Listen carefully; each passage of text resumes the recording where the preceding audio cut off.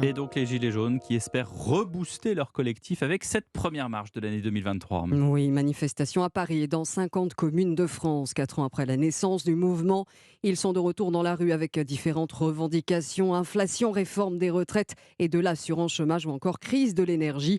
La manifestation parisienne a pris la direction du quartier de Bercy. Elle a commencé en début d'après-midi avec quelques débordements. Le reportage est signé Caroline Baudry.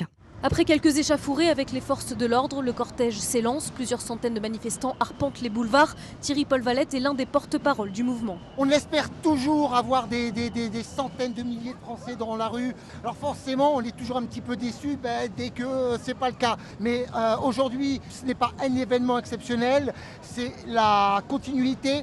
Mais j'ai envie de dire le chapitre 2 du mouvement des Gilets jaunes qui s'ouvre et qui va s'inscrire dans les semaines et les mois à venir, et notamment aussi pendant le printemps. On n'est qu'au début de quelque chose. Les revendications sont identiques mais 100 000 fois plus fortes, dit-il. Inflation, réforme des retraites et pouvoir d'achat qu'Ambroise, médecin gilet jaune, est venu défendre. Pour l'électricité, mais aussi pour la nourriture. La vie s'avère compliquée, donc autant le samedi après-midi aller se relâcher bien comme il faut, parce que franchement, j'estime que c'est notre responsabilité à nous, qui pouvons le faire, d'être là et de le dire. État d'urgence climatique et sociale, peut-on lire sur des pancartes. Le cortège devrait terminer son parcours à Bercy dans un instant. Reportage de Caroline Baudry.